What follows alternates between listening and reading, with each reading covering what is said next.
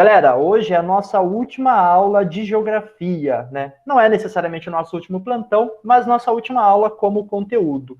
Semana que vem a gente vai trabalhar aí sociologia e geografia, tirando dúvidas, na verdade, das atividades que estarão aí pendentes, né, para alguns alunos. Então, quem quiser alguma ajuda para fazer, discutir alguma coisa, entra semana que vem que eu vou abrir só para tirar dúvidas mesmo. Eu não vou nem gravar, tá bom? Vou fazer o plantão clássico mesmo. Vou estar aqui até para a gente poder trocar uma ideia. Hoje o assunto é a formação e evolução da rede urbana brasileira e a gente vai focar um pouco nos problemas sociais e ambientais. É a continuação da aula passada. O foco nosso hoje é bem tranquilo, beleza? Ô, Patrick, para de falar besteira aí no chat, vai. Galera, a formação da rede urbana brasileira, né? Quando a gente vai verificar essa formação, ou melhor, quando a gente vai verificar esse processo de urbanização no Brasil, e a gente já falou disso na aula passada, né? O Brasil faz parte aí daquela segunda onda de urbanização, bem no contexto aí do final da Segunda Guerra Mundial, período da Guerra Fria, onde o Brasil sofre aí um processo de industrialização tardia, há uma mecanização do campo também, que acaba gerando a expulsão das populações que estavam no campo e vão para áreas urbanas, no processo do êxodo rural. Bom, então a gente tem esse processo de crescimento muito rápido, né, das cidades brasileiras a partir da segunda metade do século XX. É rápido, é caótico, não há um planejamento. Claro, teve várias cidades no Brasil que passaram por um processo de planejamento urbano, né, Curitiba, Brasília, enfim, teve várias cidades que passaram por esse processo, mas não é regra. Nós temos uma paisagem comum nas metrópoles brasileiras, que é essa que vocês estão verificando aí na imagem, né? De um lado, regiões com certa infraestrutura, de outro lado, regiões com moradias precárias, sem condições de infraestrutura. No Brasil, galera, né? Não é só fenômeno do Brasil, mas é típico de países subdesenvolvidos, né? Houve também aí o surgimento de grandes cidades, né? Cidades de grande porte, como é o caso de São Paulo. São Paulo tem um tamanho populacional, econômico, superior a muitos países, inclusive países aqui da América do Sul, como o Uruguai. Então é um país, basicamente, né? Tem grandes problemas, é uma cidade bem complexa. Nós temos um termo aí, que eu falei na última aula, sobre cidades inchadas. Uma outra palavra que aparece para isso, galera, é macrocefalia urbana. O que é isso? É quando uma cidade cresce tanto que ela não dá conta de oferecer serviços e infraestrutura para toda a sua população. Nós chamamos isso de macrocefalia urbana. São as cidades inchadas, né, com uma grande quantidade de população, e essa população não é atendida, né, com empregos, problemas aí nos serviços públicos de saúde, de educação, ausência de creche, né, salas lotadas nas escolas. Então, a gente tem esse fenômeno nas metrópoles brasileiras. Outro ponto importante destacar é que quando a gente fala sobre urbanização, tem a ver com a industrialização. Mas nem todo mundo que vai para as cidades vai trabalhar especificamente na indústria, vai trabalhar nos serviços, né? Vai trabalhar no comércio, bancos, né? Outros serviços ligados aí a essa nova situação do meio ambiente urbano. O que acontece, galera, é que não tem emprego para todo mundo, e aí todo mundo, né, acaba tendo que, ou as pessoas acabam tendo que procurar outras condições de ganhar a vida. E aí é comum você verificar nessas grandes metrópoles também os camelôs, a galera ganhando ali o seu dinheiro, e a gente chama isso de hipertrofia do setor terciário. Por que hipertrofia do setor terciário? O setor primário da economia é quem trabalha ali na agricultura e na mineração. O setor secundário é quem trabalha na indústria e na construção civil. E o setor terciário é quem trabalha no comércio, nos serviços, professor, né, médico, por exemplo, é quem trabalha aí no setor terciário. A galera que não consegue se encaixar acaba prestando serviços por conta própria, né? O trabalho informal. Acaba ali o camelô, o ambulante na rua. Então, a gente vai verificar esse fenômeno nas metrópoles brasileiras. Isso aqui é só uma retomada da nossa aula passada. Pensando agora, né, em São Paulo, principalmente, né? A gente tem aí uma imagem que traz a 25 de março, né, lotada, e a gente vai trazer aqui alguns conceitos também para falar sobre urbanização. Galera, óbvio, eu estou resumindo bem a aula para a gente focar nos conceitos em função dessa condição que nós temos aqui, né? De tempo restrito, enfim, e de focar em alguns conceitos principais. Bom, vamos lá. O conceito de megacidade, que serve para descrever a cidade de São Paulo, né? Grande São Paulo. Megacidade, galera, é um conceito que ele é quantitativo, ou seja, cidade que tem mais de 10 milhões de habitantes é uma megacidade. E a nossa megacidade aqui no nosso país é São Paulo. Tem várias pelo mundo aí, tá bom? Mas a nossa aqui é São Paulo, é uma megacidade. Em 2014, esse total passou aí para 28 megacidades ao redor do planeta, ou seja, aumentou, sobretudo nos países subdesenvolvidos. Eu sempre gosto de citar Nairobi, no Quênia, né? Lagos na Nigéria, como cidades que vêm passando por um crescimento muito acelerado, são de população, né? Então, elas são megacidades que têm mais de 10 milhões de habitantes e abrigam aí hoje já mais de 12% da população urbana global. Ou seja, 28 megacidades tem aí quase 13% da população mundial concentrada nelas. Então é muita gente em poucas cidades, tá bom? São Paulo, em 2018, a população era da ordem, né, de aproximadamente 2,2 milhões de habitantes. É um país, né, pode-se dizer. Galera, São Paulo cresce tanto, né, que ela acaba também tendo aí uma junção da sua área urbana com as cidades vizinhas e até com cidades que estão um pouco distantes. Eu não sei se vocês estão conseguindo verificar aí na imagem, né? Mas aqui eu tenho uma imagem de satélite à noite, mostra São Paulo, estou colocando o mouse aí, São Paulo, Santos e Campinas, né? Nós aqui. Aí eu tenho aqui pela Dutra, que liga até o Rio de Janeiro, ó, as cidades aqui do Vale, né? Vale do Rio, Paraíba que fala, acho que é isso. O Vale, indo ali para região de Taubaté, Nossa Senhora da Aparecida, e chega até o Rio de Janeiro. Então aqui eu tenho já quase que cidades crescendo de tal maneira, formando um corredor. E aí a gente chama esse processo de conurbação, né, na criação de uma megalópole. Então, quando a gente fala de megalópole, são junção de duas ou mais metrópoles. Então, Campinas é uma metrópole? A gente viu isso na aula passada. São Paulo, uma metrópole, Rio de Janeiro, uma metrópole. Essas cidades estão crescendo de tal maneira que hoje formam um corredor urbano, basicamente, que dá para a gente verificar aqui, né, nessa imagem de satélite. O que estavam prevendo para construir entre Campinas, São Paulo e Rio de Janeiro? Vocês lembram? Pode abrir o áudio aí para falar. Não era um trenzão, não? Era um trem-bala. Ah, sabia, mano. Era isso, exatamente. Era um projeto para a Copa do Mundo, né? Era um projeto para... Agora eu lembrei. E, professor, e antes da pandemia, o governo de São Paulo estava querendo fazer fazer um trem entre Campinas e São Paulo, né? Tem esse projeto também de fazer esse trem interiorano aí. Queriam, né? Esse projeto do governo paulista que já está há um tempo seria aí uma ampliação desse trem que já tem de Jundiaí e São Paulo, né? Seria ele vir para o interior. Opa! Não, só ia fazer um comentário. É que eu moro em Jundiaí aqui, né? Aí eu lembro quando eles lançaram esse projeto do trem-bala. Inclusive, uma problemática foi que ele não ia parar aqui, né? Seria um expresso direto.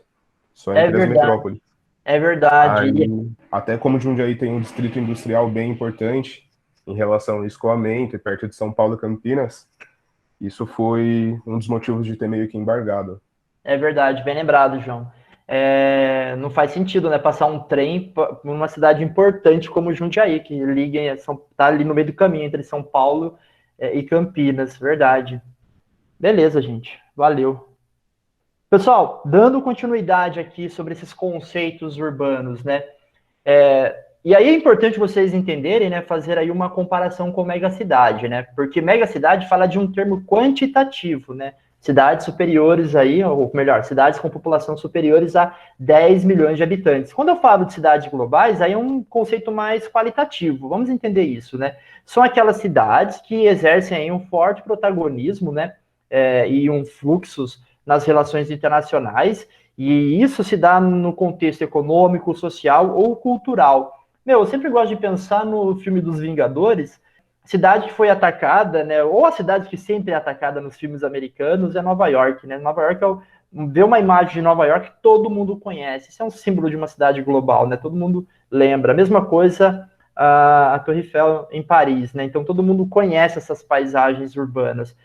Elas possuem aí, na verdade, serviços urbanos diversos e qualidade nos setores de telecomunicação e transporte, né? Aeroportos, acesso à internet. Então tem todo um conjunto de redes aí para atender o fluxo de pessoas, né? Seja o turismo empresarial, né? Aquele turismo mais de negócios, seja o turismo mesmo de viagens, de férias, enfim. Então são cidades que têm aí uma importância econômica muito forte e tem uma infraestrutura para atender essa população que passa por esses grandes centros urbanos, né? São agentes do processo de globalização, né? São nós de uma rede global. São Paulo, Nova York, Milão, Paris, são cidades, são pontos estratégicos para os fluxos econômicos internacionais, sendo que quando a gente vai ver, por exemplo, a propagação de um vírus, elas vão se dar nessas grandes metrópoles que têm um grande fluxo de pessoas, diversas regiões do mundo. Só para lembrar, né, a pandemia do coronavírus, ela começou a ter a sua propagação através de empresários, pessoas ligadas aos negócios, né, saindo ali de Wuhan, na China e indo para outros pontos aí do mundo, né, principalmente essas cidades chaves, né, essas cidades globais. Galera, e também, né, se a gente lembrar aqui, essas cidades globais, elas são as sedes e tem os escritórios das grandes corporações transnacionais, né, e onde são realizados aí os grandes eventos internacionais. Então, quando a gente pega São Paulo Fashion Week, Salão do Automóvel, acontece em São Paulo, né, os principais eventos internacionais acontecem nessas cidades globais, beleza? Não vai acontecer lá em Pindamonhangaba, né, galera? Então, Pindamonhangaba tem a sua importância local, mas é São Paulo que acaba exercendo aí essa influência global. Tranquilo até aqui? De boa? Professor, Tóquio também não é uma cidade que passou por um hipercrescimento? Tóquio é o melhor exemplo de megacidade e cidade global. Porque, por exemplo, a gente tem Paris. Paris é uma cidade global. Paris, né? Só que ela não é uma megacidade, porque ela não tem mais de 10 milhões de habitantes. Tóquio, São Paulo, por exemplo, Tóquio e São Paulo, né? Elas são megacidades, porque tem mais de 10 milhões de habitantes, e também são cidades globais, pela importância econômica. Tóquio tem uma total importância aí na economia. Outro símbolo, se a gente lembrar, né, Danilo, aproveitando essa pergunta sua, são as bolsas de valores. Então, quando a gente pega essas cidades, né, elas possuem esses fluxos de capitais no cenário internacional muito forte, né? Então, Tóquio é um exemplo muito grande. A Bolsa de Valores de Tóquio aí é sempre lembrada no mercado de ações internacionais. E Tóquio também, ela é uma cidade global e uma mega cidade. Quando a gente fala da grande região metropolitana, né, aí sim eles possuem uma grande cidade. Porque São Paulo, por exemplo, né, tem 12 milhões de habitantes, né, 12,2, mas a grande região metropolitana é muito maior, né, chega a quase 20 milhões de habitantes, é muita gente. Bom, galera, agora aproveitando nisso que o Danilo colocou aí, é óbvio que tem classificações para essas cidades globais. A gente classifica em 3, alfa, beta e gama, né? Então, e aí é o grau de importância mesmo, né? Quem são as cidades globais alfa? É Nova York, é Londres, Paris, Tóquio, viu, Danilo? Né? Que são aquelas cidades que têm uma maior importância econômica, né? Que acaba tendo aí a maior circulação de capitais, ações, sede das grandes empresas, né? As principais consultorias estão nessas regiões, né? Então a gente tem aí essas cidades como exemplo de cidades globais alfa. A beta são cidades globais, mas de uma influência intermediária. E aí é o caso de São Paulo. E aí eu estou colocando destaque para vocês no slide, né? São Paulo, Cidade do México, né? Moscou. Então essas são as cidades intermediárias. Claro, a gente vai perceber que pode haver cidades intermediárias, cidades globais intermediárias também em países desenvolvidos.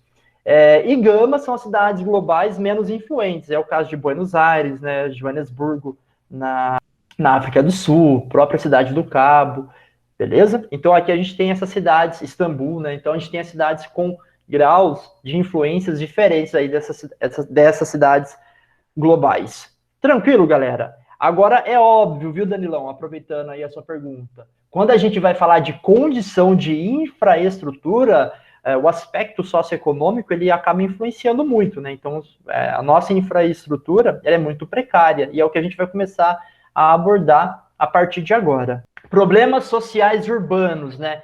Beleza, a gente teve aí um crescimento urbano muito rápido. E quais são os problemas mais comuns que a gente vai verificar nas nossas cidades? Primeiro, né, galera, é o problema relacionado à moradia. A moradia é um direito social, está na nossa Constituição, né?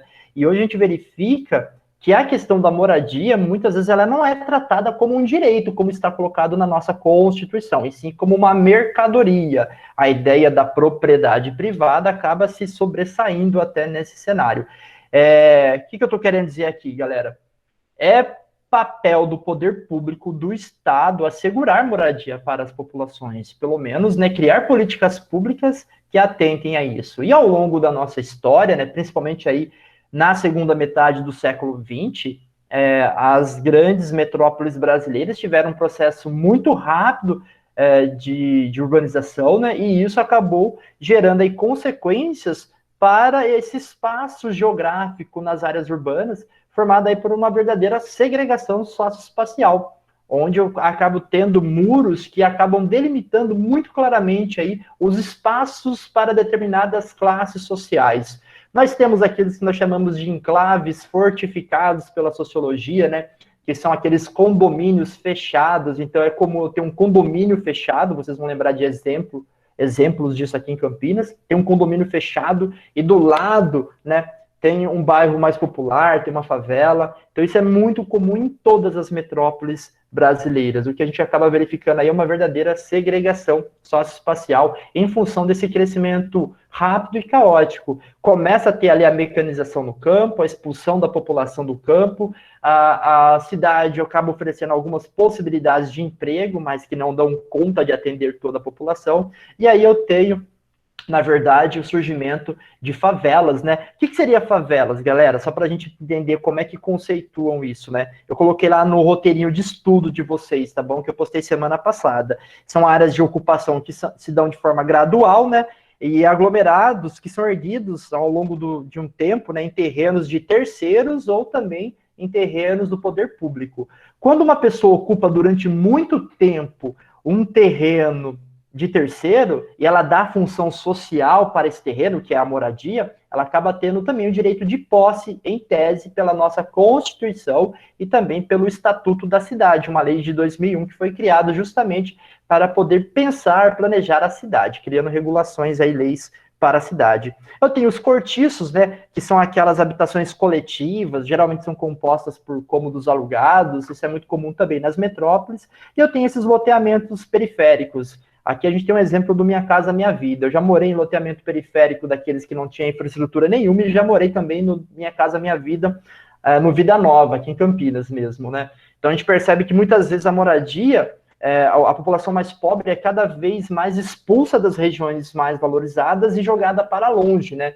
Colocado mais distante dos centros, o que gera vários problemas, né, galera? Porque se você é colocado mais para longe do centro, mais para as regiões distantes, né, acaba tendo que fazer investimento depois em transporte, criar uma escola lá, uma creche, um hospital, um posto de saúde. Então a gente percebe aí que, na verdade, essas cidades elas vão crescendo sem o devido planejamento, né? E mesmo quando tem um planejamento, como essas casinhas populares aqui, ainda tem alguns pequenos problemas, como os serviços que são oferecidos para populações que lá se estabelecem. Eu só ia fazer um comentário, professor. Fique à vontade, João. Em relação a isso também, né? Eu lembro que você tinha destacado no começo da aula, né? Desde o início do século XX. Aí também é aquela questão das políticas de sanitarismo e higienismo, né? Verdade. E aí tirava a população pobre do centro e jogava para a periferia. Aí acontecia o quê? Todos esses problemas. Os centros é onde tinha creche, oportunidade de trabalho, dentre outros diversos serviços essenciais, né?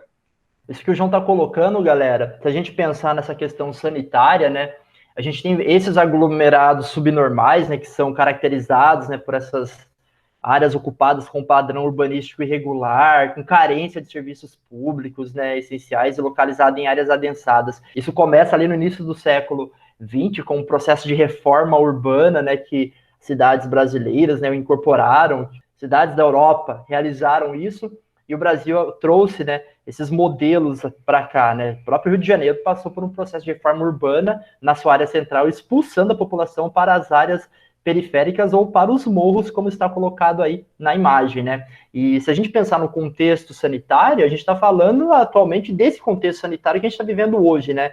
Hoje a gente sofre uma consequência de uma reforma sanitária realizada no início do século XX. Tem essa reportagem aqui do Globo. Brasil tem 5,1 milhões de domicílios em áreas adensadas prejudiciais para o isolamento social, né? Então, quando a gente vai falar de isolamento social, ela acaba sendo para uma determinada parcela da população. Para outra, que como o João lembrou, foi expulsas, né, para as regiões sem infraestrutura, se aglomerando, né, ao longo aí de décadas, e gerou essa cicatriz no espaço urbano, né, que é a moradia precária, são os aglomerados subnormais, né? Isso acaba, nesse exato momento de pandemia, afetando ainda mais a população de baixa renda, já que eles vivem ali numa condição de, né, não dá para ter isolamento. Tem casas, às vezes tem 4 famílias, né, numa casa, num sobrado. Então, realmente é muito complexo toda essa situação de moradia no Brasil. Hoje a gente tem quase 7,8% dos domicílios brasileiros, né, nessas áreas, espalhadas aí por mais de 734 dessas 5.570 cidades do Brasil. Outro problema social urbano muito presente aí, aproveitando dessa fala do Danilo e do Patrick, né, é o trânsito caótico. A gente tem um exemplo aqui, né, das grandes metrópoles, pessoas perdem muito tempo nesse trânsito, né? E isso se dá também em função dessa mobilidade urbana precária, né? Uma vez que houve baixo investimento do poder público, né, no transporte público ao longo de décadas.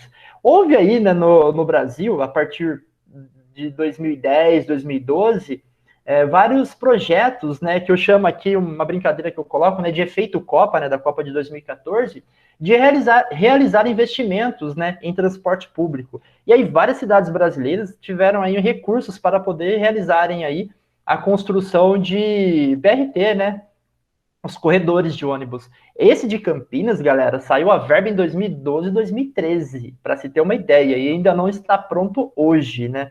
Só para vocês pensarem um pouco. Eu trouxe uma imagem aí do BRT aí de Campinas, né? Que tá. Aquela John Boy, pelo amor de Deus. Exato, exato. Então, a gente vê aí que o investimento em mobilidade urbana, principalmente no transporte público, ele é essencial, uma vez que o transporte individual no carro acaba, né, na verdade, gerando mais problemas para a cidade na questão da qualidade de vida e também na questão ambiental, né?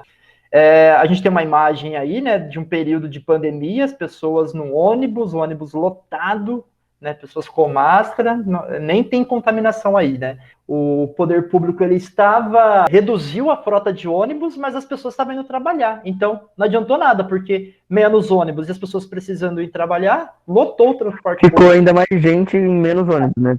Então, só para a gente pensar um pouco, fazer uma reflexão sobre isso, tá bom? A fala aqui, galera, é o quê? A necessidade de investimento em mobilidade urbana, em transporte público, principalmente porque a galera foi, como a gente já comentou, né, foi morar em outras regiões afastadas, né, mais na periferia. Galera, o que está faltando aqui nesse corredor de ônibus? Ponto. Trânsito. Como eu vou trabalhar? Vocês me veem também trabalhar. Às De vezes. bicicleta. Entendi, tá. É verdade, Fer, faz sentido. Tá faltando o que aí? Ciclovia. Uma ciclovia, né? Pô, precisava de uma ciclovia, meu. Outro grande problema social urbano aí que a gente vai verificar, né, é o desemprego. Hoje o trabalho informal atinge, né, mais de 40% da população ocupada, e segundo os dados do IBGE do ano passado. Então a gente tem na verdade, esse número é muito maior, né? Se isso é só da população ocupada. A gente tem aqui uma população que acaba não tendo emprego formal e acaba indo para a informalidade. É a hipertrofia do setor terciário que nós havíamos comentado, né? O ambulante, o camelô, o cara que vai vender as coisas aí na rua ou no comércio popular das grandes metrópoles. Outro fenômeno muito comum são os trabalhadores por aplicativo, né? A uberização do trabalho. A gente tem aí os motoboys, né, os trabalhadores que entregam por essas empresas de aplicativo, que até realizaram a greve recentemente, exigindo aí mais direitos, né, essa gama de trabalhadores, é um outro exemplo, né, de trabalhadores que foram para a informalidade e acharam na prestação desses serviços aí uma maneira de ganhar vida, tá bom? Então a gente acaba verificando esse fenômeno atual também. Temos, é óbvio, a desigualdade social, que é algo muito presente no espaço urbano, quando a gente vê os muros que separam as regiões ricas das regiões pobres, e até a questão de acesso aos equipamentos públicos, né? Se a gente pensar, Campinas até recentemente havia poucos parques públicos em regiões periféricas. Isso se deu na última década, né? Tem um parque agora lá no Vida Nova, mas ele não existia. A gente vai sempre verificar que as áreas centrais, elas são sempre mais bem atendidas, né, nessa questão. E a violência, né, galera? A violência é outro fenômeno urbano muito destacado, porque a gente tem desde o narcotráfico, a gente tem desde a questão da taxa de homicídio, roubo, e até se a gente pensar, né, a violência conferida aí por parte de agentes dos estados. É importante lembrar aqui que esse ano, 2020, ele está muito louco, né? Mas foi no início desse ano que uma ação da PM deixou aí 9 mortos e 12 feridos lá em Paraisópolis, quando estava tendo aquele fluxo ali na favela, né? E aí a polícia foi lá fazer a dispersão e agrediu várias pessoas, rolou uma correria, pessoas foram pisoteadas, né? E aí você tem aí policiais que estão sendo investigados. Vocês estão vendo aí várias imagens que tá percorrendo a internet da violência no Brasil, né? Quando nós falamos sobre problemas ambientais urbanos, aí esse é super fácil, é bem de boa, né? Primeiro, galera, poluição atmosférica, né? Questão da indústria, da emissão dos gases poluentes por parte da indústria. A questão aqui também dos automóveis, né? Que é muito presente nessas regiões. Eu tenho aqui, que é o smog, que é aquela concentração daquela névoa de gases poluentes que afeta a população da cidade, criando prejuízos econômicos até, né? Uma vez que a população fica doente, afeta aí os recursos hospitalares, então é muito comum isso nessas regiões. Eu já vi smog aqui na nossa região, em Paulínia, em função até da refinaria, né, da Replan, tá? Eu tenho um outro fenômeno, que é a inversão térmica, é um fenômeno natural. O que é a inversão térmica, galera? Inversão térmica é o seguinte, numa situação normal, o ar quente, né, como está colocado aqui na imagem, nessa primeira imagem aqui, que está o solzinho, né? O ar quente sobe e o ar frio desce. E vai acontecendo essa troca. É um processo que nós chamamos de convecção, beleza? Isso é numa situação normal. Só que no inverno, né, a gente sabe que fica mais frio próximo à superfície. Como fica mais frio, o ar mais denso fica embaixo. Então não gera essa convecção, o ar não sobe muito, né? Como o ar denso, frio, fica embaixo, toda a poluição emitida, né, pelos automóveis, indústrias, acaba ficando retida aqui na camada, né, mais próxima à superfície, né, mais frio e com mais gases, né, mais partículas de poluentes. Então aqui fica uma camada de ar frio, aqui fica o ar quente e o ar frio na parte superior. Então, como vocês podem ver, fica preso essa poluição, e isso é o que nós chamamos de inversão térmica. Bom, qual que é o problema, né? É que isso acaba gerando várias doenças respiratórias. Essa imagem de São Paulo é clássica, ó. Olha a camada de poluentes, né, próximo à superfície. É o que nós chamamos da inversão térmica. Temos também a chuva ácida, que se dá em função da queima de combustíveis fósseis. Nós temos as ilhas de calor, que se dá em função aqui da retirada da cobertura vegetal das regiões. O que é ilhas de calor, galera? Quando eu olho para a periferia, a temperatura é mais baixa, porque tem áreas rurais, né? Isso quando a periferia também ainda tem aquela área verde, né? Cuidado quando eu uso o termo periferia, eu não estou me referindo necessariamente a regiões de moradia precárias, né? Até porque tem shopping na periferia, tem condomínios na periferia. Estou me referindo a distante do centro, tá bom? São as regiões distantes da centralidade urbana das cidades. Então, nas regiões periféricas, assim, a gente tem o quê? Uma temperatura menor, e quando eu vou para áreas que tem mais construção de edifícios, asfalto, calçamentos, o motor do carro ali, o automóvel, né, o trânsito ligado, a temperatura é maior. Então, a gente tem as chamadas ilhas de calor, que concentram poluição também, beleza? Então, isso é um fenômeno urbano, né? São as ilhas de calor, é um problema ambiental.